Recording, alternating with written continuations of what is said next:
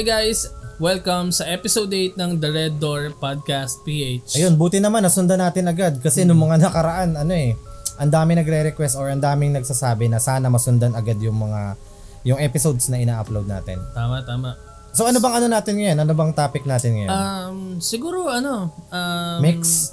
Halo tayo ng submitted stories kasi sobrang dami naming dami stories na nag-send na-receive sa email. Tapos may mga share ako ng kwento. Sige. So sa akin na lang yung submitted stories tapos sa'yo na lang yung Halo. Submitted din ako syempre. Sige. So pero before tayo mag-proceed, gusto lang namin pakita Ayan na, dumating na nga kasi. Dumating na. Yung for giveaway natin ng mga books Ayan na, kung from makikita niyo, Psycom sinasabi. Publishing, Yung True Philippine Ghost Stories. Sinasabi namin nakaraan. I'm sure na yung mga kaidaran ko rito, kaidaran namin, ito talaga yung parang pinaka classic look. na look. Ito yung ito yung memorable na book. Kasi nandito ang daming magaganda stories dito eh. Although lahat naman ng mga stories doon sa ibang book magaganda. Pero siguro dahil kasi ito yung umpisa, ito yung parang pinaka-original. Ito nga rin ata yung ito rin nga ata yung parang pinaka-logo nung kasi nagkaroon ng TV show to dati. What? Si Ding Dong Dantes. Oo. True Philippine Ghost Stories. Meron, si Ding Dong Dantes ang host dati. Kasi 'di ba si Ding Dong Dantes ang nag-host dati sa Kakabakaba. Yung Kakabakabo kasi series na yun pero yung Kakabakaba si Ding Dong Dantes yun. Tapos siya rin ang nag-host nitong True Philippine Ghost Stories. Dati sa GMA7 pinapalabas yun. Ayan. Pala hindi pa kami ngayon. Oo, para sa mga bago nating listeners, bakit ano nga ba yung dapat nilang gawin para magkaroon sila ng chance na magkaroon ng giveaway? Kasi naisip namin na kapag binigay na namin ngayon sa mga possible winners, konti pa lang yung nag-share So ano ba yung dapat nilang gawin? Kailangan kasi ang gawin ninyo is yung episode 7 Or kahit itong ito. episode na to, since nakikinig kayo ngayon, i-share nyo lang to sa Facebook nyo. Kung nakikinig kayo sa YouTube, share nyo yung YouTube video. Kung nakikinig kayo sa Spotify, i-share nyo yung Spotify podcast link sa Facebook nyo. Make sure na naka-public yung post kasi hindi namin makikita kapag naka-friends only, tas pag hindi tayo friends. So make sure na naka-public. Ayun, and para madali natin makita yung mga nagpo-post, kailangan nilang lagyan ng hashtag na The Red Door Podcast Giveaway. Tapos ano nga isa? The Red Door Podcast PH. The Red Door Ayan, Podcast hindi. PH. Sige, ilalagay natin dyan para may guide kayo. Tama, Ayan, dyan tingnan na nyo, lang. nakikita nyo Okay. yan. Yan. So, Ganun lang gagawin nyo. pasok ko lang syempre since yun yung classic na 10. Aside from that, yung Psycom Publishing, naglabas sila ng bago. Ito yung True Philippine Ghost Stories na Resurrected. Volume 1. One. So, ibig sabihin, ulit-ulit siya sa umpisa, kumbaga, Bale, ito yung mga classic, di ba yung una. Ito naglabas sila ng brand new na stories, parang inumpisahan nila ulit. So parang feeling ko ito, gusto ko yung format nito kasi parang mas maayos yung pagkakasulat Tapos parang mas concise na siya. Oo. Dati kasi diba parang umaabot ng 4 na pages isang kwento. Oo, ngayon medyo maiksi Ito, na yun. 1 page lang, isang buong kwento tapos yun. Okay. Tapos ayun, bago nga din tayo mag-start, gusto ko munang pasalamatan yung isa nating yung isa sa ating loyal na subscriber. Nag-comment siya sa YouTube video natin. Ang sabi niya is ito si Kenzie Asahina 7920. Thank you po kasi palagi niyo kami pinapasaya sa mga stories niyo. Sobrang appreciated ko po lahat from first episode until now, pati po sa kanya-kanya yung channel and TikTok account. Maraming salamat po. And nag-send siya sa atin ng super thanks. Ayan shoutout sa'yo. Sige, shoutout sa'yo Kenzie Asahina 7920. Salamat sa Maraming salamat Kenzie Asahina sa super thanks na binigay mo sa YouTube. Ayan. Kasi yung mga nakukuha namin na funds dito, since yun nga recently na monetize kami, is gagamitin din naman namin para mapaganda yung equipment namin, or siguro yung plano natin sa mga sa mga future episodes is budget pang shoot outdoors. Outdoors. Like, para makapagbigay kami ng syempre mas magandang content, mas exciting na content sa inyo. Ghost hunt, mga ganun. Medyo mahal kasi yung yung gamit ng Ghostbuster. Oo. Wala pa kami yung panipsip, yung vacuum cleaner, yung panipsip ng multo. Sino nga, sinong mauna sa atin? Siguro ikaw muna since submitted yung story naman na yan. Sige, una na ako, pero itong babasahin ko is, medyo ito, maganda yung story niya, medyo mahaba nga lang, pero medyo sulit naman to kasi may picture siyang kasama na sinend. Oh, nice. Kailan to? Sinend niya lang, 7:07 PM. Bago lang Ngayon? lang. Araw? Ngayon lang. Okay. Tapos binasa ko lang ng mabilis kanina, medyo okay naman. Sige, sino ba yan? Okay. So, ito na nga. Mag-umpisa na ako. Hindi mo pala pwede. Oo, Okay. hindi. Gusto ko kasi malaman kung sino yung nag-send. Pero medyo Tapos, pag silip ko, kaya pala ayaw mo sabihin, okay, Oo. gets ko na. Kaya medyo Okay. natatawa ako kasi yung email medyo parang hindi siya appropriate para banggitin. Not safe for, NSFW. for work. So, nagpakilala naman siya. Ito sabi niya, "Good evening mga titos. Ako nga pala si Rap. Itong kinukwento ko sa inyo is not my experience kundi sa close friend ko. I've known her for more than a decade. She's seryoso type of girl, so di ko..." Medyo saglit lang, sorry. Nawala ako kasi Medyo naging konyo medyo na-pressure tuloy ako sa inyo ikwento kasi kailangan ko siyang i-deliver na pa BGC na voice. Kung alam mo yun yung hey bro, what's up? Ano ka ba dito? Starbs tayo minsan, bro. Kasi ganun yung way nung pag send niya ng email eh. Okay? So she's seryoso type of girl, so di ko siya nakilalang mapagbiro at mapaggawa ng kwento. Okay? So ito palang si Rap is my friend na babae and kwento to ng friend niya na babae. So tama nga siya, hindi to first hand experience, okay? So I think it was 2017. It was morning, pauwi ako galing work kasi night shift ako when I got chat from her. Sabi niya, "Rap, naalala mo yung kwento ko sa'yo about dito sa inuupahan naming bahay?" Sabi ni Rap, "Yes. Bakit? Meron na naman ba?" So ibig sabihin parang siguro before may may napagkukwento-kwentuhan ng something na kababalaghan dun sa tinitira ng babae. Flashback. So before siguro to 2017. Before that kasi, madalas siya magkwento sa akin about sa bago nilang inuupahang bahay. Kakalipat lang nila doon at actually nakapunta na ako doon nung birthday niya. Tumayo talaga ang mga balahibo ko sa katawan nung narinig ko kwento niya about sa bagong bahay nilang inuupahan. Marami siya nasabi sa akin na kababalaghan, pero ito talaga yung isa sa dalawang nagpakilabot ng balahibo ko. Uy, so siya. So balbon siya. Oo, kasi nagtayuan talaga yung balibon eh. Friend lang ba kayo? Baka kaya nagtayuan yung mga balahibo mo kasi may something about sa inyo. Pero hindi, joke lang. One day daw, she was painting her wall. Kasi naano ko sa BGC na. Sige. Naalala ko kasi Sorry kasi may naalala kasi ako na Dapat gines natin si Irina dyan eh. Oo, ganito yung mga pang BGC talaga eh. Ako, hanggang lang ako eh. Hanggang pure gold tagig lang ako eh. Hindi ako nagagawin sa BGC. Kaya hindi ako hindi ako sanay sa ganitong way ng pagkukwento. Well, ito na nga. Punta na tayo. One day daw, she was painting her wall kasi luma na daw. So that day, after niya magpintura, is iniwan niya lang nakabukas yung pinto niya para daw matuyo at sumingaw yung amoy. Sa ibang kwarto siya natulog. Kinaumagahan, nagulantang siya sa nakita niya. Kasi, puro bakas daw ng kamay yung bago niyang pinturang wall. Okay, so, handprint. Naalala mo yung Kwento. Oo, naalala mo yung may kinuwento ka dati parang may handprint sa sasakyan naman to, di ba? Sa unang ginawa niya, tinanong niya mga kapatid niya kung meron bang pumasok sa loob ng kwarto niya. Which is wala kasi that night, di umuwi yung dalawa niyang kapatid at 3 lang sila sa bahay that night. So binalikan niya yung kwarto niya, lalo siyang kinilabutan ng pagmasdan niya yung mga handprint. Iba't ibang size siya, may mga bata may pang-adult, may mga pang-bata, may mga pang-adult.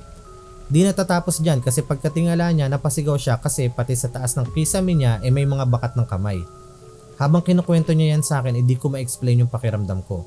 Pinakita niya din sa akin ang mga pics niya ng kwarto kaso sa kasamaang palad, di ko siya ma-share sa inyo kasi nasa dati ko siyang phone, nakasave yun at yun ay nanakaw sa akin. Sad, sayang. Akala ko kasi sabi mo may mga pictures, di ba? Hindi, dito ata sa pangalawang story niya yung may picture.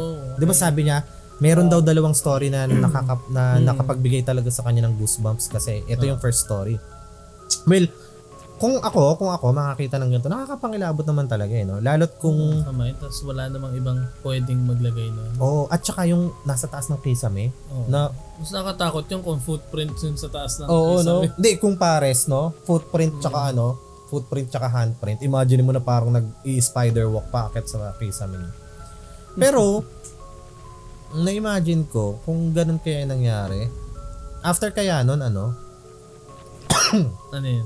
Hindi, kung hinawakan nila yung pintura, Kamay nila merong hindi, ibig sabihin siguro sa ibang part ng bahay makikita pa nila yung Meron yung print naman ng may pintura, no? Ibig sabihin nagpapagalaga.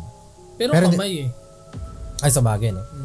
Pero hindi naman nabanggit. Hindi. So, ito na yung next story. Present. And then sabi niya pala, akala nyo tapos na?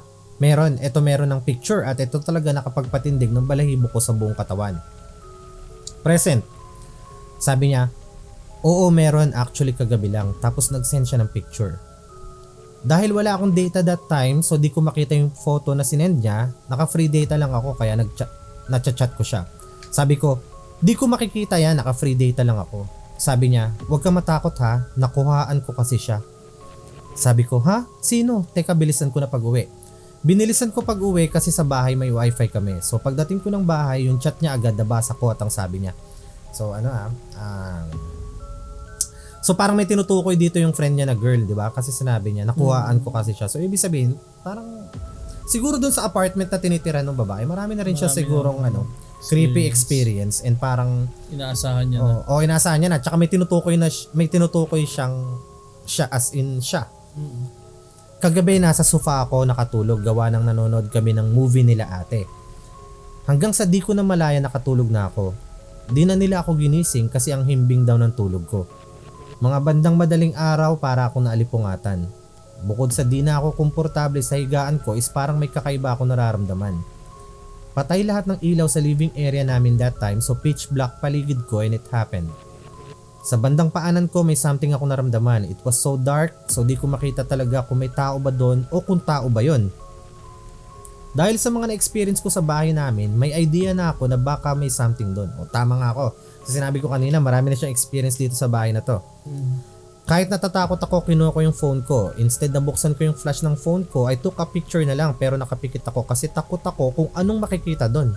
After ko magpicture, dali-dali akong umalis doon at nagpunta sa kwarto. Di ko muna tinignan yung picture na not until this morning kasi takot ako baka may something, which is meron nga. Binalikan ko yung picture na sinend niya sa akin at muntik ko nang mabato yung CP ko that time. A-attach ko na lang dito sa email ko yung picture kaya kayo na lang tumingin. Ayun lang, medyo mahaba pero sana natakot kayo tulad ko. Di ko pinipilit kung maniwala kayo o sa hindi pero sa akin totoo siya. Regards, Tito Rap. Nasa bungad pa lang bang natatakot na akong buksan yung picture. Buksan ko. Ikaw, anong nakikita? Taas ng brightness. Ano meron? Hindi ko rin alam Pakita ko sa inyo. Pero syempre, isasama ko sa... Ay, ayan o. Oo Pag nga. sa unang tingin, parang may dalawang mata, oo, tas mukha. Parang may buhok. Oo. May buhok pa, tapos may mata. Yung clear na photo, ilalagay ko dyan. Sa mga nakikinig sa Spotify na hindi naka-on yung video, yung picture para siyang madilim na kwarto. Tapos may dalawang bilog na parang you can take for as eyes. Tapos medyo parang may buhok gawa nga nung dilim since black siya pero medyo creepy nga siya sa pagtiningnan mo. Kamukha niya yung sa may sinister na pelikula. Pero ano kaya to? Legit o ano lang? Pareidolia. Ano to? Pareidolia lang to. Kasi di ba ganun yun Oo, na parang yung utak mo na lang gumagawa na Pero nakakatawa sa pareidolia minsan. Nagtutugma yung nakikita ng mga tao kahit iba-iba yung nakakita. Hindi, kasi yun yung parang una mong maiisip kapag nakita mo. Hindi, bakit ako nakita ko siya. Bakit pati yung ibang tao pag nakikita nila yun din yung nakikita? Common. Kasi di ba tayo may mga parang sabihin na natin na parang may mga norms for example sa society may norms, di ba? So parang yun yung nakasanayan ng halos lahat ng tao. So parang pwede mo siya incorporate dun sa mga parang pag ganyan kasi may pattern. So pag may naisip sila na parang common pattern doon na common sa society nyo, pareho na lang din kayo nang iisipin, parang gano'n. Hindi ko alam if that makes sense, pero parang yun yung gusto kong sabihin na parang kapag may nakita ka na isang pattern and halos lahat ng tao na yun is familiar dun sa idea na meron ka. Oo. Parang lahat kayo, pareha kayo na may isip. Sa bagay, no? Pero ano bang tawag dyan? Meron akong napanood dati or narinig na story ng strange case nitong Pareidolia na to. Parang bahay siya sa Mexico ata or hindi nakalimutan ko na kung saan exactly yung lugar. Pero ang dami pops na lumalabas ng mga faces sa iba't ibang parte ng bahay. Minsan stain lang tapos nagiging face. Tapos ang malupit nun, kahit linisan or kahit pinturahan, kunwari may nakita siyang muka nandun sa pader, parang stain na itsurang muka, papatungan ng pintura, lalabas at lalabas pa rin ulit. Nakalimutan ko na kung saan ko na yun eh. Pero narinig ko dati yung story na yun. Marami na nga rin gumawa ng content about nun eh. Pero kung maalala ko, share ko sa next nating episode. Gusto ko malaman kung paano talaga yung pronunciation. Ano tama? Pareidolia. Ano? Ha? Pareidolia. Ano? Ayun, no? Pareidolia. Pero baka naman lang yun. Pronunciation ng BGC AI. na yun. Oo. Pareidolia. Pareidolia. Pareidolia. Pronunciation ng AI. Ayun. Ano kaya sa Tagalog to? Pareidolia. Oo, Pareidolia. Pareidolia na lang. Shortcut. Erpdolia. Erpdolia. Pag na makabago. Gen Z-fied. Pero ano yung Erpdolia. pala, parang ano ng mind, capacity ng mind, the tendency to perceive a specific image in a random or ambiguous visual pattern. So parang yun nga, kapag may nakita ka na random na thing, parang yun yung tendency mo na parang may makita ka na something doon sa random na ano. Pero alam mo ba, meron ding ganyan na naman sa ilong naman. May ganun. Sabi daw nila, karamihan daw na nakaka-experience nun, yung mga nanggaling sa sakit. Kaya nga yung iba daw na COVID survivor, nagkaroon daw sila ng ganun, Paps, eh. Nagiging sensitive yung ilong nila. May naaamoy sila na may naaamoy sila. Kunwari, for example, may naaamoy silang kandila or sampagita na hindi, pero wala naman sa paligid. Minsan, dinidikit sa kababalagan kasi sinabi nga, di ba, na pagka may naamoy ka na kandila or may naamoy ka na sampagita, meron daw something sa paligid. Pero, ang sabi, meron nga daw ganung case yung sa subukan ko hanapin Pero ikaw, may story ka ba dyan? Parnosdolia yun. Kasi yung isa par-eye. Ito parnose. Olfactory nerve. Ano nga ba? Ano yan? Yung parang kung ano yung iba yung naaamoy niya. Basta may parang may nabasa nga akong something na ganyan dati na parang may maamoy ka pero wala naman talaga. Oo, ganun. Kumbaga, katumbas siya ng hallucination. May nakikita ka na yung wala naman doon pero ito naman naaamoy pero hindi naman wala naman doon sa paligid. Ang mga nagkaroon nga daw nun, yung mga nagkaroon before ng COVID, tapos gumaling, tapos ayun, simula nun parang nagkaroon na ng yung ilong nila. Nag-glitch in the nose tricks. Pero yun. Baka doon, para doon, she knows, yung kanta na she knows. Tapos ayun na ka. Ayun. Yung sa'yo kanina, anong yun? Ano? Dalawa yung kwento niya no? Pero sa Dalawa. Anong pangalan ulit? Ni Rap. Si Rap. Salamat, Tito Rap nga din yung pangalan niya. Oo, Tito Rap. So, ibig sabihin baka... Salamat, Tito Rap, sa pag-share ng mga stories mo. If ever na may stories ka pa na gusto i-share sa amin, feeling ko madami kang kwento. Oo, tanong mo ulit yung friend mo kasi feeling ko marami siyang experience dun sa apartment nila na nakakatakot. Guess na kayo kung gusto niyo. Yun. Pero, ayun nga, isa din yun pala sa mga balak namin gawin in the future na mag-guest ng mga May episode tayo na tinanong ko sa Spotify ito Tinanong ko sila kung sino yung mga gusto nilang maging guests natin na in the future content creator din? Sa episode natin. Sinong sinuggest? Teka, balikan natin na kung sino. Binubuksan ko rin yung Spotify. Ay, ito. Tinanong ko dito, meron ba kayong gustong maging guest sa podcast namin? Sino at bakit? Sabi ni Tan DLY, meron si Earl ng Campfire Podcast. Pero, yan. Earl ng Campfire Podcast. Sabi niya, pero bakit ang tagal po ng next episode? Kasi ba't si Earl ba? Early yung episode. Early. Naunahan ako. Yan, ayun nga, si Earl ng Campfire Podcast. Saglit lang, di ba parang bukas ata parang Bukas meron kaming pupuntahan na yung podcast festival. first ever podcast festival. So, karamihan ng mga pupunta doon is mga nagpa-podcast sa Spotify. Feeling parang Campfire Stories si Earl. Parang feeling ko pupunta. Okay. Siya yung isa sa mga mapupunta doon. Tapos ito pa, si Dojen Mel from Spotify, sabi niya, Cripsilog, G-Boys, and Wag Kang Lilingon, Girls, Grace, and Mimay. Andun din yung bukas. Ang Wag Kang Lilingon yung cartoonize yung ano nila, di ba? Yung dalawang babae yan eh. Yung nasa yung parang yung parang cartoonize. Tapos ang Cripsilog. Sila ba yung nag-video na ano? Hindi. Ay, yun ba yun sila? Yung parang dalawa. De, sige. Bukas. Pag kasi ito yun, no? Si Baldomaro, ang ganda ng pangalan. Sabi niya, si Kapitana Grace and Mimay po ng Wag Kang Lilingon. Sila din yun. Sige. Di bale, pagbibigyan namin kayo bukas, huntingin namin sila. Lalapitan namin sila, usap-usap kaunti. Tapos, tanungin namin sila kung pwede ba kami magkaroon ng collaboration. Ayun.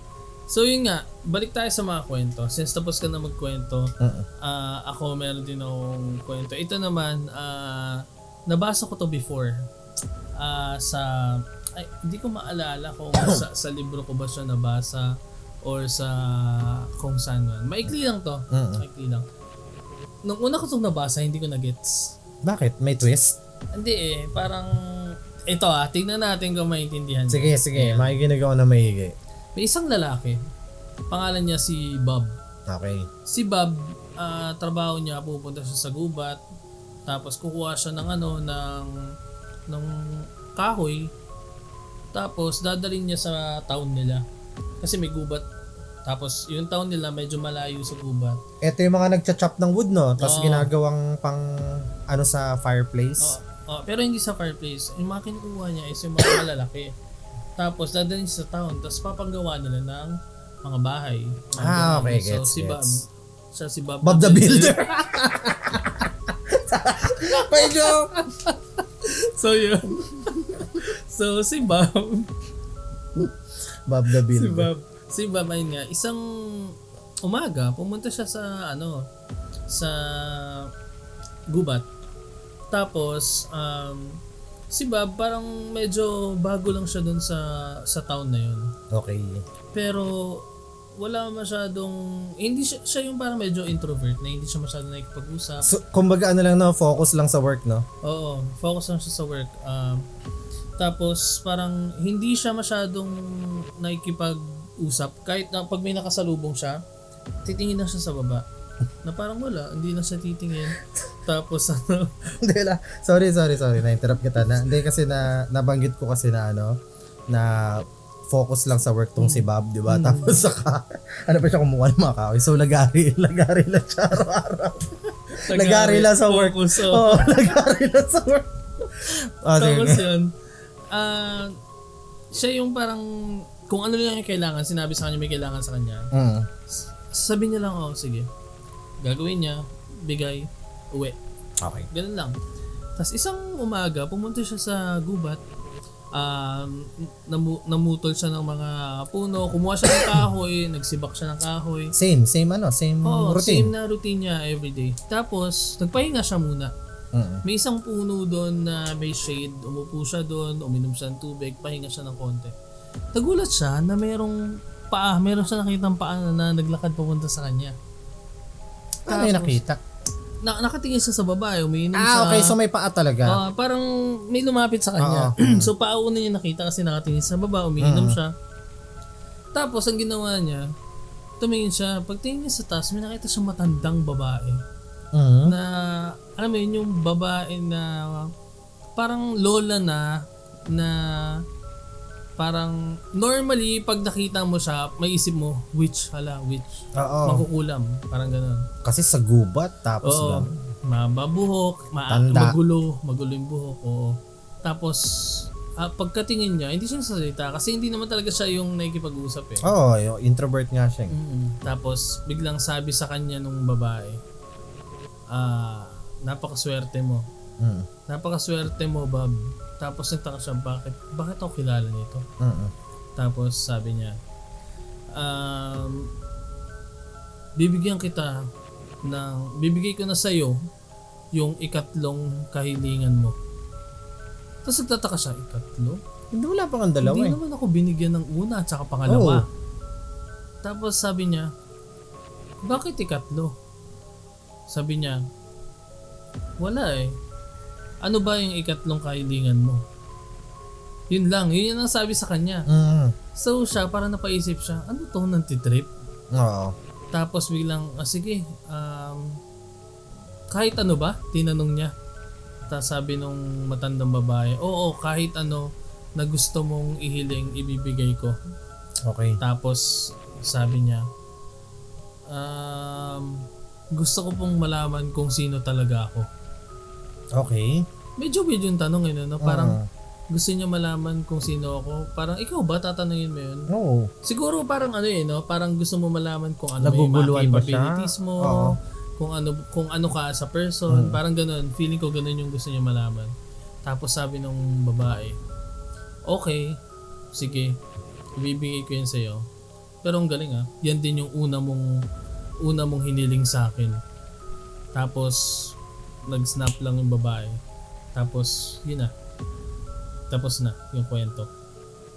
Nasabi nila, medyo disturbing daw yung kwento na yun. So, ano ibig sabihin? Naipit siya sa ano? Parang time loop? Ano ba? Yun nga Hindi ko nung rin una, na-gets. parang ang tagal din bago ko naisip eh. Pero, it all connects. Kasi ito yung reason kung bakit. Yung sabi sa kanya, ito yung unang information na nakuha ko. Based dun sa pagkakabasa ko. Unang information is pangatlong kahilingan na. Okay. 'Di ba? Tapos ang sabi niya, yung unang kahilingan ay yung hiniling niya na para sa pangatlong kahilingan niya is yun din daw yung unang hiniling niya. Okay, okay. So, So, ano yung second?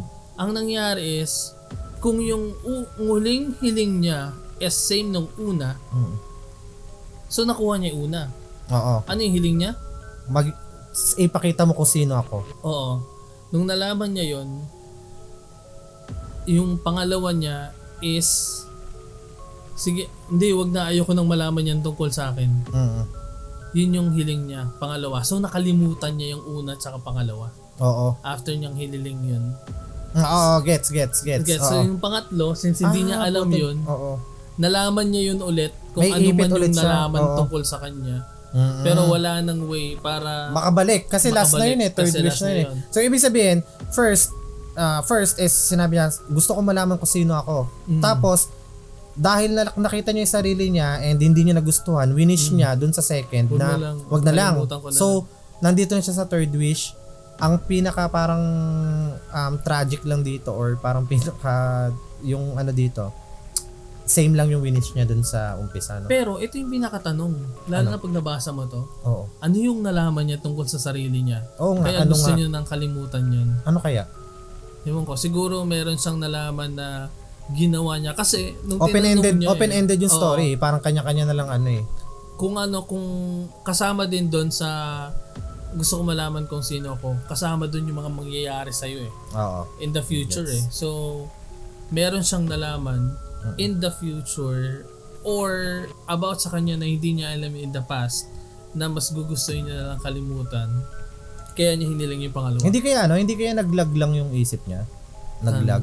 Naglag. Oo, Oo, kasi kasi- lag yung inaano niya. Kasi nakuha siya ng mga kahoy. Illegal lagger. Sabi niya, lag ako. Tapos sabi, siguro naglalaro siya. Sabi niya, lag ako. Ay, yan talaga yung katauhan mo. Isa ka talagang kahoy. Isa ka talagang troso. Lag Tapos, ako ayoko na, pinuputol ako ng mga tao. Balik mo ko sa dati. No? Tapos ayun. Tapos baliktad, no? Siya na yung puputol ngayon. Kayo guys, ano yung tingin nyo na nalaman niya? Yun nga, naglag. Bakit niya? Ano yung mga pwede mong malaman para gustuhin na Naglag nga siya. kalimutan? Pero sabi nga nila, ang pinakamaganda daw dyan, pagka nakakuha ka ng 3 wish. 3 wish. Una mo I-wish pa mo na lang. to. Hindi, wish mo na to. Tapos mag-wish ka na. Tapos sa 3rd wish, humingi ka ulit ng 3 wish. Bakit hindi? Ako una pa lang, bigyan mo ako ng walang katapusan na wish. Gagawin mo na infinite mo na. ganun. Hindi, syempre, kailangan mo muna kunin yung tiwala nung Kailangan mo na kunin yung tiwala nung nagbibigay sa'yo ng wish eh. Kasi pag, Yung panghuli na, wala magawa. Hindi na ako pwedeng humindi. kasi pag inutakan mo siya, kunwari, first wish pa lang, nag-greedy ka na, naggaman ka na, sabihin niya, ay, mauta ka, ayoko na, hindi na katabigan ng inutakan mo kami. Pero kung at least, di ba, kung hindi ka man lang pagbigyan dun sa isa, at least, Nabigay na yung mayaman dalawa. ka na rito. Tapos dito marami ka ng followers. Nakasubscribe na lahat. Nakasubscribe na lahat. Content creator ka na. Lahat na. Tapos ito, sinabi mo na, pay ulit 3 wish. Ay, hindi pwede ganun. Ay, okay lang. Marami na akong followers. Kaya kayo, na mga nanonood, kung gusto nyo matupad yung mga wish nyo, mag-subscribe na kayo. Ayun. Subscribe kayo sa The Red Door Podcast PH. Kung nakikinig kayo sa Spotify, make sure na naka-follow kayo. At subscribe din kayo sa kanya-kanya naming YouTube, Ian D. Estrella at saka James Su TV. TV. Pero pag sa TikTok, Tito Ian Lee, Tito Ian D. at saka Tito James. Tito James. Oo, yan. Ikaw, meron ka ulit na Oo. submitted Story. Ang haba haba ng nito. mga kwento mo dyan Kaya nga eh. Tapos ina-adliban Mukhang ko. gagawa na tayo ng The Red Oo. Door Podcast Stories. That Red Door True Philippine Red Door submitted stories from email. Ang haba ng title. Ay! Si ulit to? Si Carlo Arellano. May nabasa na ba tayong kwento sa Oo. kanya? Ano nga yun? Yung last week na nabasa ko galing kay Carlo Actually, yan Arellano. si Carlo Arellano. Igigess ko na to eh. Alam mo ba kung ilan na yung sinend niya sa atin na stories? Ang dami na. 5 na. Oo, 5 na. Oo. Ito yung pinaka-latest niya na sinubmit na story. And Tapos gusto ko yung pagkaka-draft niya ng kwento. oo, parang rin to eh. Parang siguro mahilig talaga siya mahilig siya magbasa ng mga horror stories tapos mahilig din siya magsulat. Carlo, message mo nga kami. Oo. Malay mo, pwede ka namin i-guest minsan. Oo, correct. Carlo rin. Alam mo naman yung email namin kasi dito mo na lang din kami message. Ito yung latest na sinubmit ni Carlo Arellano and gusto kong i-share to sa inyo kasi nabasa ko na rin to before. So, Yan. urban legend to sa China. Oh. Kasi yun nga rin yung intro niya sa akin eh. Share ko lang yung nabasa kong urban legend from China. Last Bus to Fragrant Hills. Okay? Yung story daw na ito ay nangyari noong November 24, 1995 sa Beijing. Madaling araw noon, sakto 12 a.m. Yung bus 375 ay bumiyahe mula sa Yuan Ming Bus Terminal. Ito na yung huling bus. Yung pagkakabasa sa Yuan Ming. Siyempre Chinese eh. Sa Yuan Ming Bus Terminal, ito na yung huling bus na bibiyahe sa gabing yon at ito ay papunta sa Fragrant Hills. So ibig sabihin siguro Mabango dun. oo. Hindi kaya hallucination na yan, hindi kaya wala talagang Fragrant Hills na nag-exist. Yung sa ilong nila. Sa ilong lang. Katumbas na ng Parnose dahil. oo. Katumbas ng Silent Hill tong Fragrant Hills. Hindi talaga nag-exist na lugar. Okay, so bumalik na tayo din. Ang nakasakay sa bus ay ang driver at ang babaeng konduktor. Napakalamig ng gabing yun at sobrang lakas ng hangin. Huminto yung bus sa isang stop para magsakay ng mga pasahero. 4 na tao ang sumakay, isang matandang babae, isang magkasintahan at isang binatilyo. Okay. So, yun na nga, bus nga. Umupo yung magkasintahan sa harap sa may likod ng driver habang yung matandang babae at binatilyo ay sa kabilang side umupo. Uy, bus to sa China, hindi to yung UP ikot na jeep Baka madidagdag na yung story naman Di ba ganun din kasi yun? Yung magkasintahan na umupo sa tabi ng driver sa UP ikot na kwento. Ito yung Yun dito yung Kung isa mga hindi nakakaalam ng story ng UP Ikot, balikan nyo yung mga previous episodes namin. Kwento namin yun. Huwag nyo hanapin yung kwento ng UP Ikot na Isikay. Yung ano yun, ay sa Volkswagen naman yan. No? Volkswagen. Iba yun. Dami kasi talagang kwento sa UP. No? Kasi ito, Ikot lang yung kwento. Eto, balikan na natin. Biglang may nakitang 3 tao ang pumapara sa bus. Binuksan ng driver yung pinto ng bus, yung isang lalaki nakayuko kaya di mo makikita yung muka at sobrang dungis ng itsura. Habang akay-akay ito ng dalawa niyang kasama, nakasuporta at nakahawak sila sa balikat habang nasa gitna nilang dalawa yung madungis na lalaki. Okay, so parang Nabugbog ba yan? Hindi. Na-aksidente. Or baka lasing, pwedeng lasing. Ganun. Silang 3 ay nakasuot ng traditional Chinese robes nung panahon pa ng Qing Dynasty at maputla daw mukha nung dalawa. So ang itsura nito parang Paps, yung mga, alam mo yung kung nakakapanood ka ng mga pelikula ni Jet Li dati, mga Once Upon a Time in China. Original? Yung mga, Jet Li? Oo. Legit? Hindi kasi yun yung term niya sa sa Pag legit. Oo, Jet Li. pagka may nagkwento sa amin, kunwari si GC, gagawin niya, magsasend siya ng GIF ni Jet Li. Tapos, nung una hindi pa namin alam kung yun pala kasi, yun na nga, legit Jet Li. Tapos ayun na nga, basta yun, yung mga suit ni na Jet Li, yung parang mga robe na minsan black, tas white yung loob. Basta para siyang panligo pero mas maganda. Parang bathrobe pero Oo.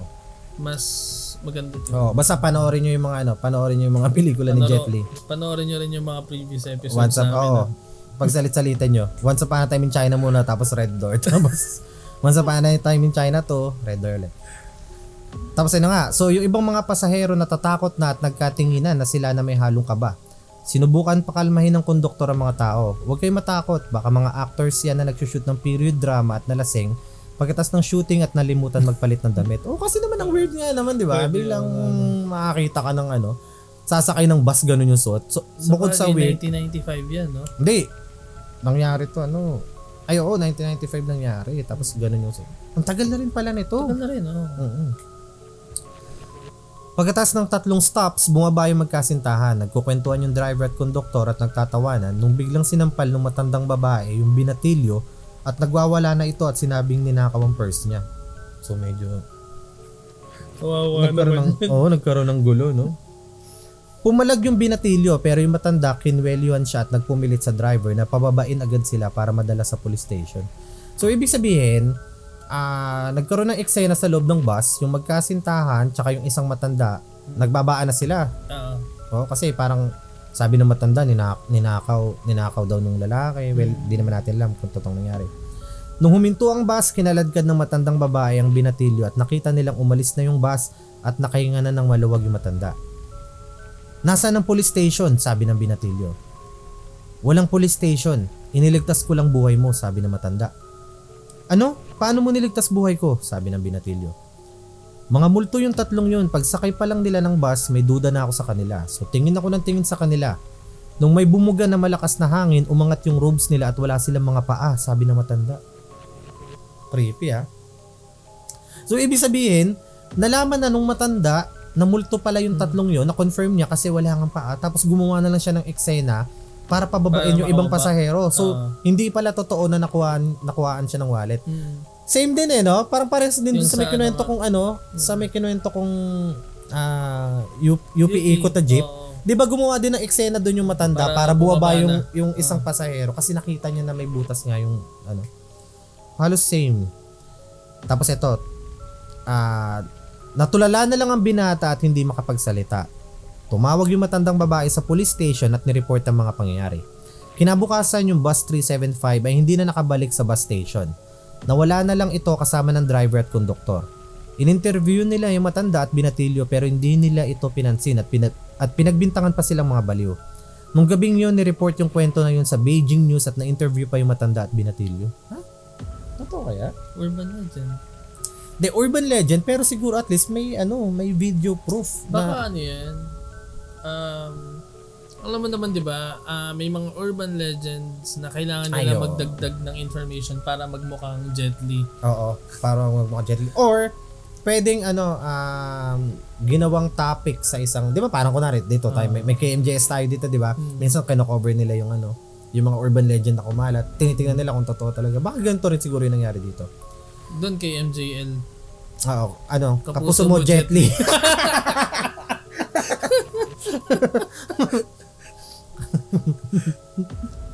Sorry.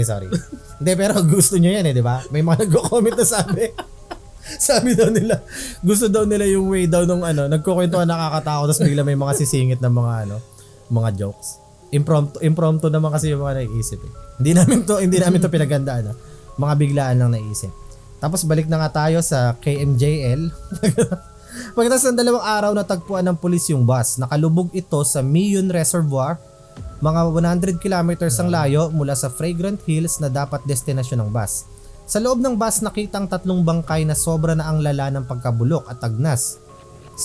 Isang bus driver, isang female conductor at isang di makilalang lalaki. Okay. So meron daw 3 misteryo ang buwabalot dito. Una, hindi sapat ang gas ng bus para pumunta ito sa reservoir. At pagbukas ng pulis sa petrol tank, nagulat sila dahil puno ito ng dugo. Ha? Grabing pagkakakwento nitong urban legend ito. Sobrang sobrang ano ba? Pero pwede ba yun? Lumubog yan, di ba? Lumubog ba? Oo. Sa reservoir?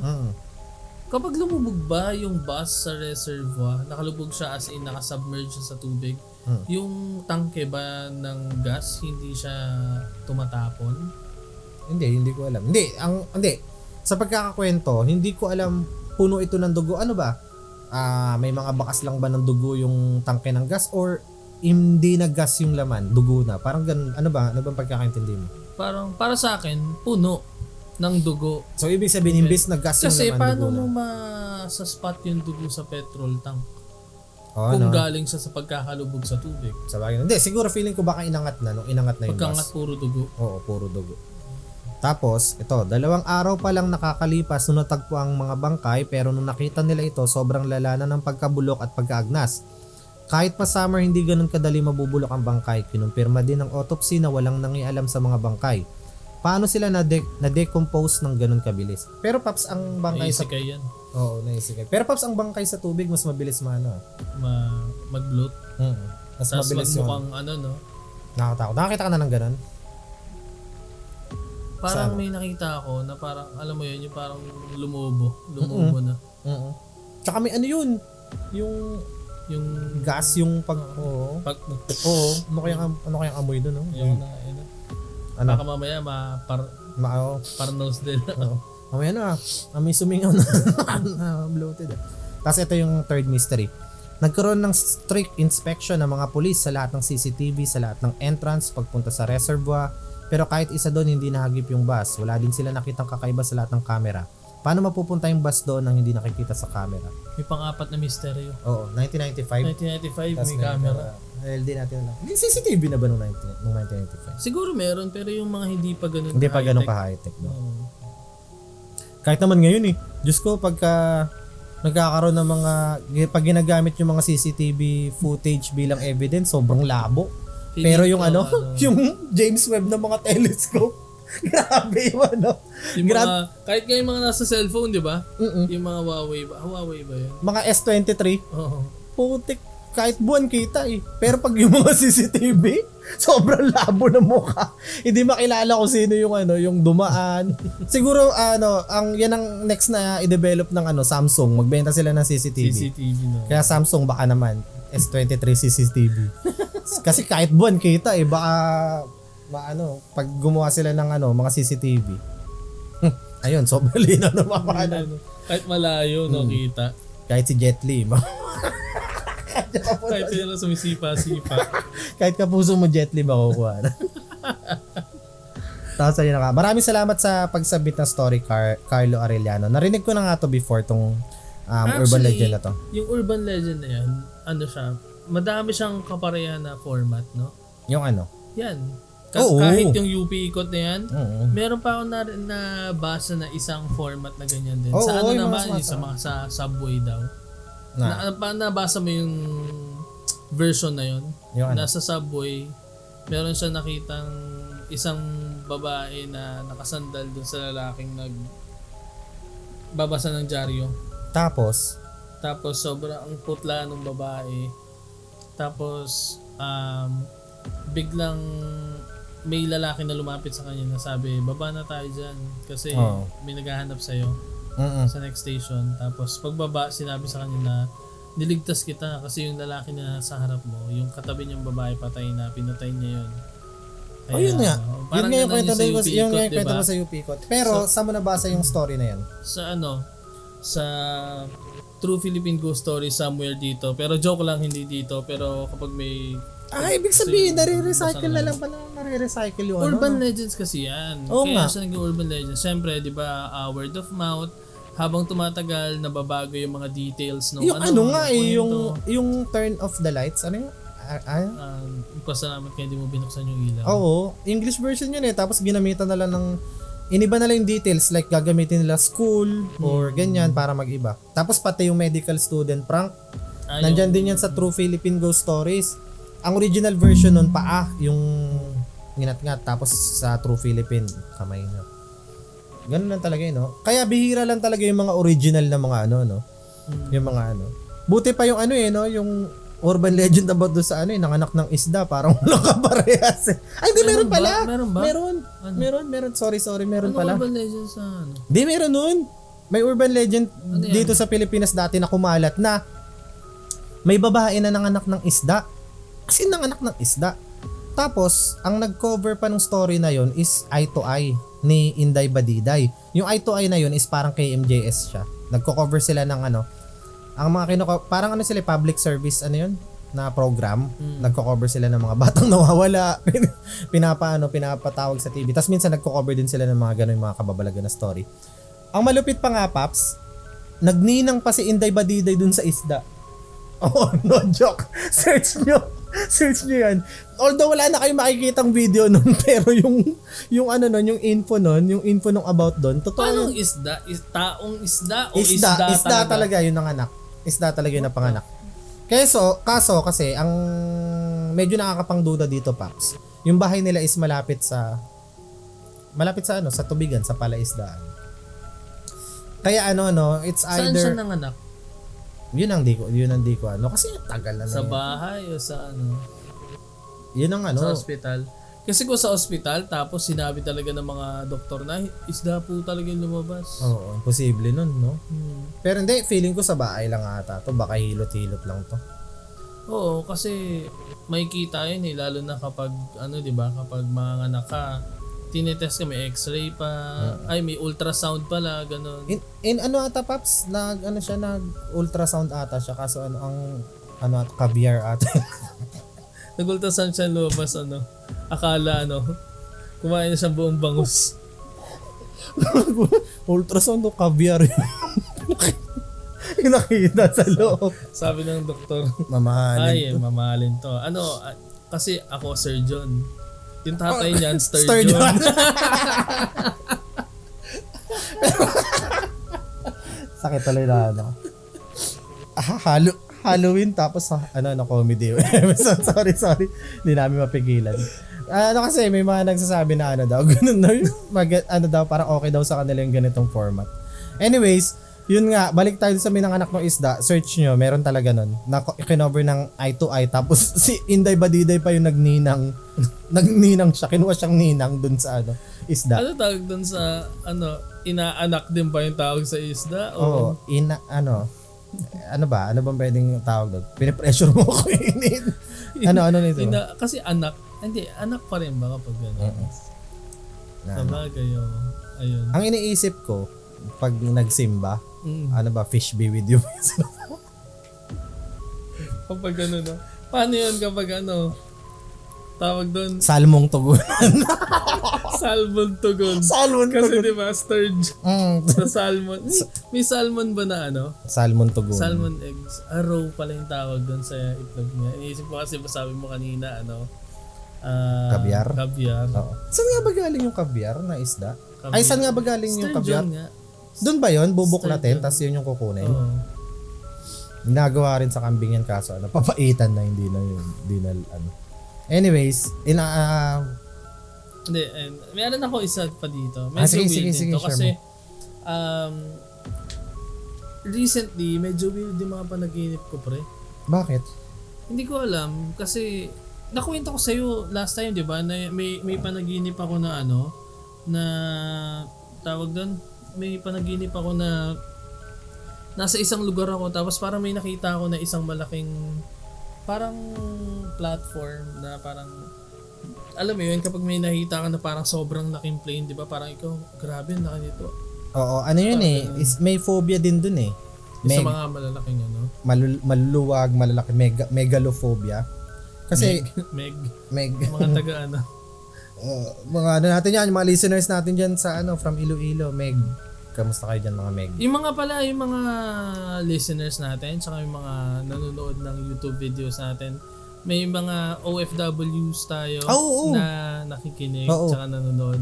Nabasa ko nga sa comments nila na yung iba daw ginagawa daw pampatulog or after work pampatanggal ng stress. Well, salamat sa inyong support and salamat and ganun yung naibibigay naming feeling sa inyo.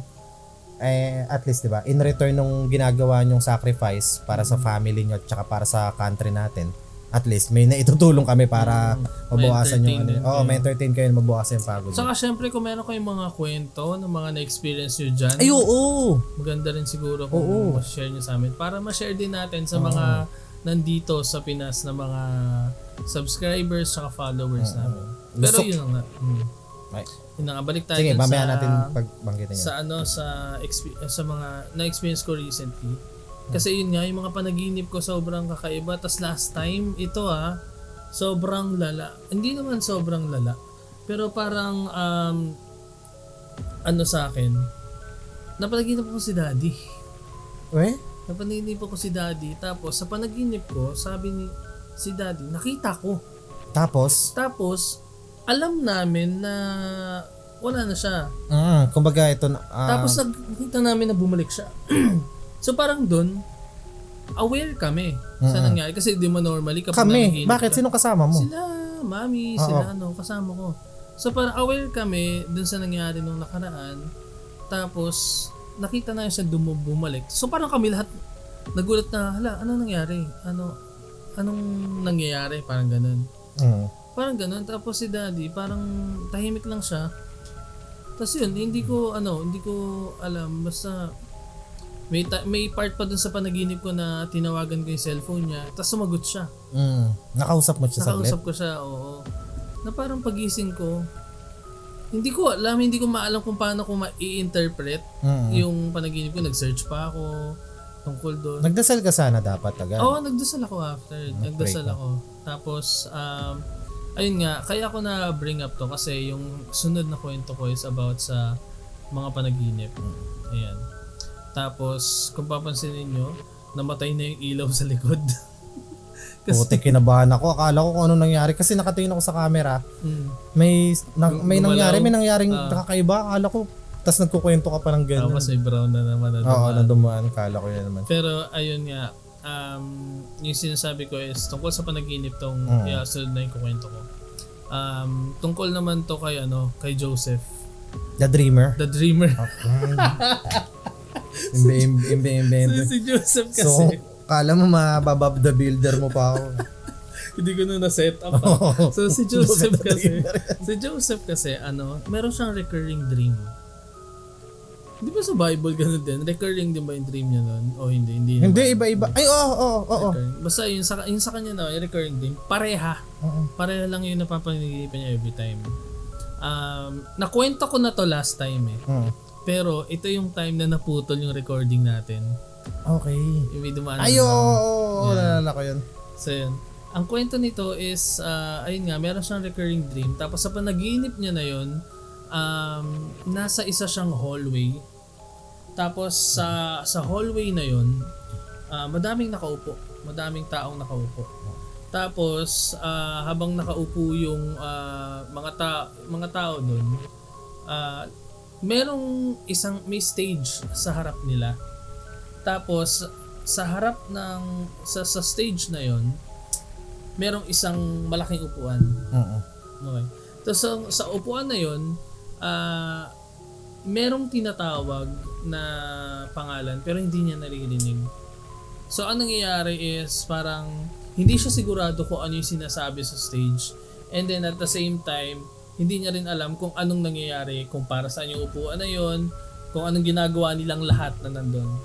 So, ang nangyayari sa panaginip niya, na nangyayari every time is may isang tao or may isang tao na biglang lalapit siya doon sa stage, aakit siya sa stage, uupo siya sa upuan.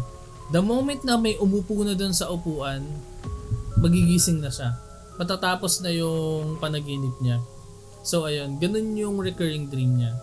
Hanggang sa paulit-ulit yun, ilang beses na nangyayari yun. Tapos one time, may kakaiba na nangyari. Meron siyang kakilala na umakyat doon sa stage. Umakyat sa stage, tapos nakita niya na, oo, alam ko na siya nga yun. Kilala ko tong lalaki na to. Tapos, pag-upo, natapos na yung panaginip. So yun, after nung panaginip na yun, nagising siya sa umaga, tapos pumunta siya sa opisina. Pagdating niya sa opisina, sabi niya, ano kaya ibig sabihin ng panaginip ko? Tapos, ayun, bigla siyang may na-receive na tawag. Sabi niya, sabi sa kanya, Joseph, may babalita kami sa'yo, burol kasi mamaya ni nung isang kakilala nila. Sino? Sabi niya, si Jim. Jim? Teka, nagulat siya. So ibig sabihin, kung sino yung nakita niya na umakyat doon sa stage and umupo doon sa upuan. Yun yung friend niya na sabing burol daw. So sabi niya, ha? Anong meron? Bakit? First pa lang yan. First, oo. Sabi niya, ano nangyari? So pumunta siya sa burol. Kinagabihan, sabi, wala, inatake sa puso habang tulog. So yun, sabi niya, ano yun? Coincidence lang ba yun? Na parang nakita ko siya. Oo, nakita mo umupo, tapos biglang kinabukasan mababalitaan niya na Tapos, the next day, same na panaginip. Pero this time, yung katabi niya, sabi sa kanya, uy, ikaw naman. Ikaw naman. Tapos sabi niya, sabi niya, ayoko, ba't ako? Tapos, ayun, biglang may tumayo na ulit, tapos umupo dun sa upuan. Tapos ulit yung panaginip niya. Tapos paulit-ulit yun for like months, tas years. May mga times na hindi siya nanaginip, pero nangyari ulit na after mga several months after nung last na may kakilala siya. Siguro a year has passed and then several months ulit nanaginip siya. Kakilala niya ulit yung umakyat. So medyo kabado na siya this time kasi hindi medyo nawala na sa isip niya kasi matagal naman na buwan na rin naman na. A year and some months na yung lumipas Tapos umupo na, tapos natapos yung panaginip niya. Tapos biglang niya naalala yung nangyari dun sa isang kaibigan niya. So ginawa niya, tinawagan niya si yung nakita niya na kaibigan niya. Sabi niya, Bob. Oo. Tapos na kasi, di ba? Nalaman niya na kung sino siya. Kaya siya umupo na doon. Sabi niya, nako, hindi asawa niya to. Bakit? Anong meron? Pwede ko ba siya makausap? Sabi niya, hindi, tulog doon sa kwarto niya sa taas. Tapos sabi niya, tulog, natutulog. So buhay at safe. Oo, sabi niya, sige, pakisabi na lang, tumawag ako sa kanya. Okay. Importante kasi akong sasabihin. Tapos sabi niya, sige. Binaba na. So siya medyo palagay loob niya kasi, okay, wala. Oo, sinabi nandun naman daw sa taas. Tapos, yun, natulog siya ulit. Tapos, pagising niya sa umaga, tumawag sa kanya si Bob. Nag-ring, nakita niya, uy, si Bob tumawag. Pagsagot niya, narinig niya may umiiyak. Umiiyak, sabi, Joseph, wala na si Bob. Yung asawa to ni Bob. Wala na si Bob. Gigisingin ko lang dapat siya para mag-breakfast kasi hindi siya lumabas ng normal na kung anong oras siya bumabangon. Pagtingin ko, wala na siya, inatake siya sa puso. Tapos, hindi na nakapagsalita si Joseph kasi parang nangyari na naman. Oo. Na parang Second time. Oo. Tapos ayun, parang naisip niya na parang mukhang yun nga talaga yun. Tapos kinagabihan, natatakot na siya, hindi na siya makatulog. Parang Kasi ayaw niya na natatakot matulog. siya na baka may makita na naman siya na Oo. kakilala niya na aakyat eh. Nakatulog ulit siya.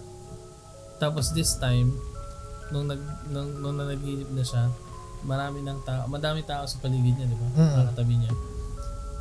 Pinipilit na siyang umupo dun sa Ala, turn niya na. sa upuan. Pero ang nangyari is tumakbo siya.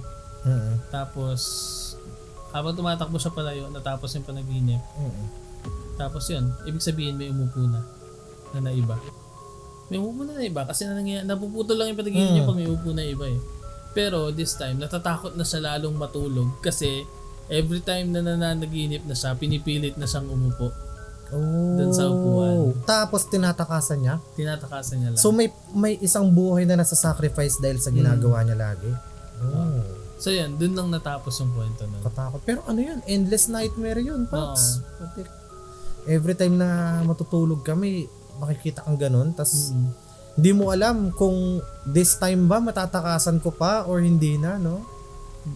Mamaya, yung next na panaginip niya, nandun na siya mismo sa upuan. Tapos nakatira sila sa parang suburban na alam mo yung mga malalaking klase ng subdivision. Oo. Yung ganun.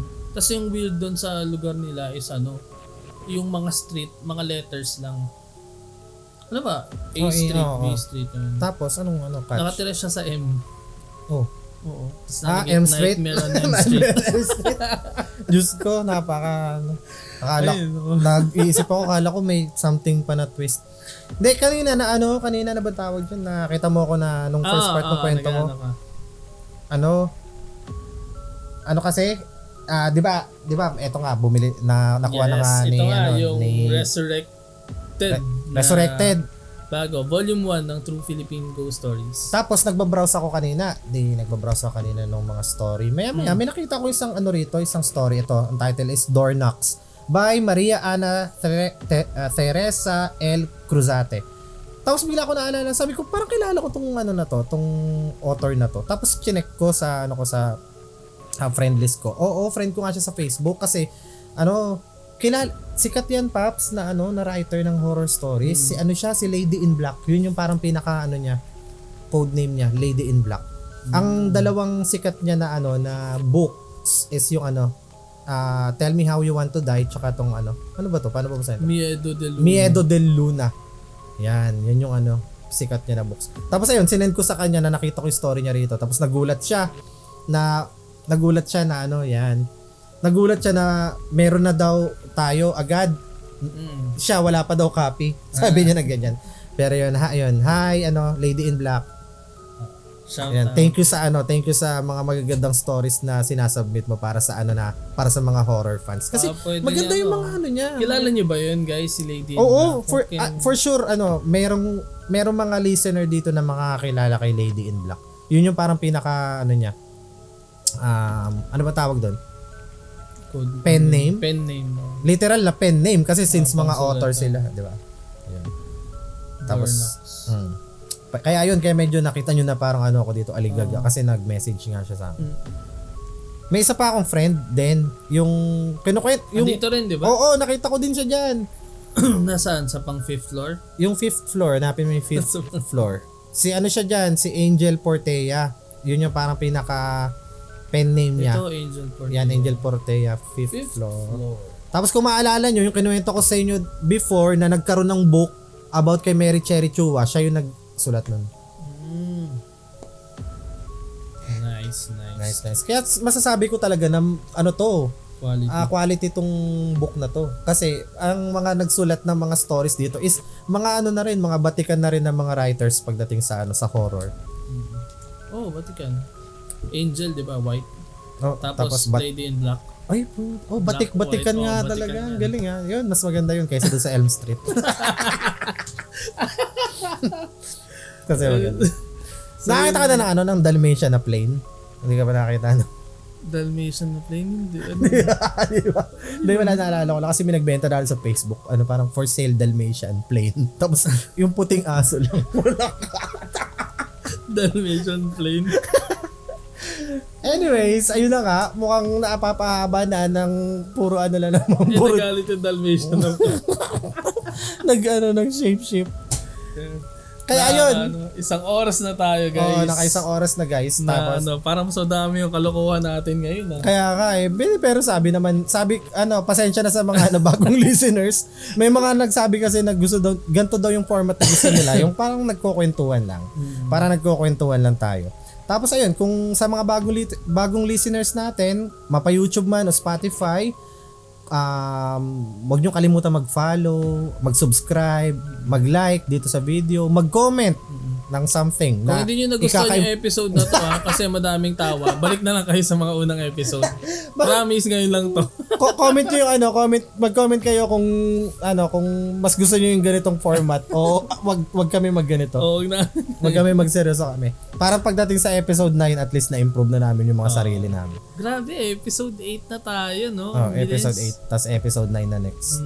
Habol. Ano bang, kailan kaya ma-upload ng episode 9? Sakto ba sa Halloween o hindi pa? Hindi pa, no? 28 kasi yan eh. Plus 7. Hindi, upload natin bukas, 20. Ang next week na episode is 27. Tama, or 28. 28. Hindi pa, sakto pa sa amin. Hindi pa. So, pero may time pa tayo mag-collect ng mga ganito, pangdiinan. medyo iniisip ko kasi kung magsiset ba tayo noon. Guys, comment kayo kung saang location kayo base. Kasi gusto lang namin malaman yung demographics ng mga listeners namin. Sabihin nyo lang kung kahit yung city lang kung saan kayo para may ka-idea lang din kami kung ilan yung mga listeners na malapit lang sa amin. Kasi balak namin makipag meet up. Joke. Gusto namin mag-set na parang hindi naman meet up, parang makakwentuhan din yung mga ibang nagsisend sa amin ng mga stories. Lalo na yung mga nagsisend sa amin ng stories kasi malay nyo, gumawa tayo ng episode na parang imbes na submitted stories, kayo mismo yung magkukwento ng mga stories nyo. Or mga scary stories nyo. Parang sinaano lang tayo nito yung nung mag-uumpisa pala sina Marlo dati, mag-meet up sila sa MOA. Sina Marlo. Hindi tayo yung natin is parang kasi last time, 'di ba, nagkaroon ng horror yung 65 pesos na Hindi. Yung magkaiba yun, Paps? Hindi, iba yung sinisindak. Oo Iba pa nga. yun. Meron pang 65 isa nung pesos. 15 lang ata nung October 15. 65 pesos. Tapos ang dami magandang horror na nandun. Wala akong maalala. Meron. Basta, ang naalala ko, The Creator, Expendables. Yung isipin mo, The mga Creator, 65 pesos. Oo nga no? Malay nyo, di ba? Oo. Sa meetup natin, kami, makapag... Hindi, iniisip ko kasi sinisindak. Medyo maganda rin yun na sinisindak. Maganda nga. Or malay nyo, malyari. Oo. Malay nyo, malyari. Ano pa ba yung mga horror? May horror pa ba? Yun nga yung naalala ko pala bigla na na nakakasad. Kasi hindi nakapasok yung Nocturno tsaka Shake, Rattle and Roll sa MMFF. Kasi parang submission ng scripts pala yan, Paps eh. Hindi pala nila titingnan ata yung actual na movie. Submission ng scripts tapos titingnan kung pasok sa MMFF. Ilang horror na nakapasok? 2 lang. Kampon tsaka Malyari. Ay, tama ba? Kasi yung Kampon horror din yun eh. Ang ganda nga ng yung parang nag-ampon siguro sila ng Kasi feeling ko parang The Omen yung dating. Hindi, The Orphan. The Orphan ang datingan ata. Pero hindi Paps, parang feeling ko, hindi ko pa nababasa yung yung synopsis, kung meron man Hindi ko pa nababasa, pero kasi pag Kampon, parang inisip ko, kung The Orphan, bakit Kampon ng Hindi, Ampon. Ganun Hindi. K tapos Ampon. K nga, atas Ampon. Umampon sila ng Kampon ng Kasi 'di ba The Omen ganun? Oo. Yung anak nila, Ampon ba si Damien? Anak, 'di ba? Anak talaga, pinagbuntis talaga. Malay mo, yun yung ginawa nilang kakaiba. Hindi, pero sa The Orphan, inampon din naman. Pero hindi naman kasi siya demonic entity. Tama. Lang talaga siya. Tama, pasok yung Ampon. Sino mga bida diyan? Sa Kampon. Saglit lang, nawala ako na. Parang So, ayan, nabasa- dyan. Beauty Gonzalez, Derek Ramsey, Jason Paul. Ay, yun nga lang. Oo. Sino si Dodo Dayaw? Oo. Ano bang mga movies niya dati? Hindi ko na alam. Baka indie to. Hindi ko alam. Hindi ko alam. Basta Baliari tsaka tong Kampon. Kampon. Tapos pasok din yung Pinduko pero ano naman to, fantasy naman to. Pero kung hindi na nakapasok yung SRR tsaka yung Nocturno, kailan sila ipapalabas? Sabay din? Sabay din sa Hindi pwede kasi kapag film fest, diba, yun lang yung Ah, ipapalabas. back to back nga si Papa P dito eh. Siguro kung tapos na yung Shake, Rattle, and Roll, ba't di nilang nila ilabas ng November? Oo, no, pwede no. Para pasok pa rin. Oo. Kung ako yung nagpaplano, November 1 ko na lang siya ilalabas. Or October 31. Sayang nga lang yung Nocturno no kasi ano parang malaki yung chance na bumak to back eh. Bumak to back si na top 1 movie yung gawa ni Michael Red, di ba? Kasi Ano nung nga ba last time? Deleter, Deleter na din. Tapos ngayon, siya na din. Siya na din si Nadine. At ang Nocturno ay na-delete. Oh, yun. Deleters. Oo nga, na-delete niya. Delete her from the MFFF. Pero Sad. sayang, Pero okay may lang. promising lalo na Michael Red. Pero yung Malyari mukhang maganda talaga. Sana. Kita ko yung Malyari ah. Medyo ano siya eh, dark yung tema niya at pati yung pagkakashot ng film.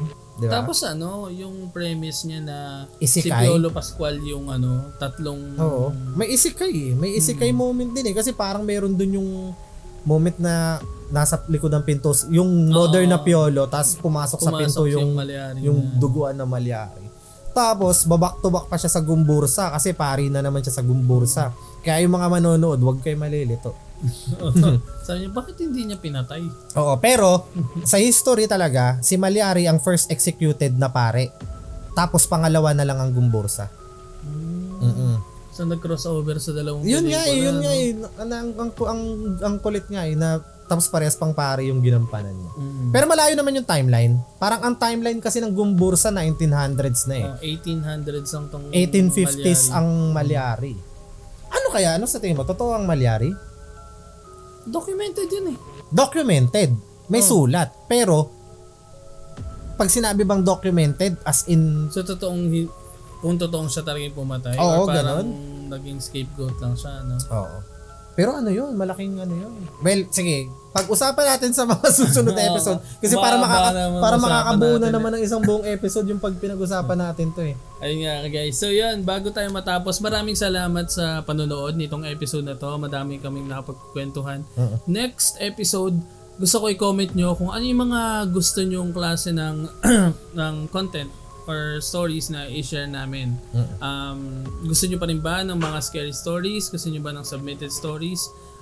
Let us know sa comments below. Tsaka kung gusto nyo ba na nagjo-joke kami, o gusto nyo seryoso kami para yung mood nyo, may matatakot talaga kayo. Tapos ayun na nga.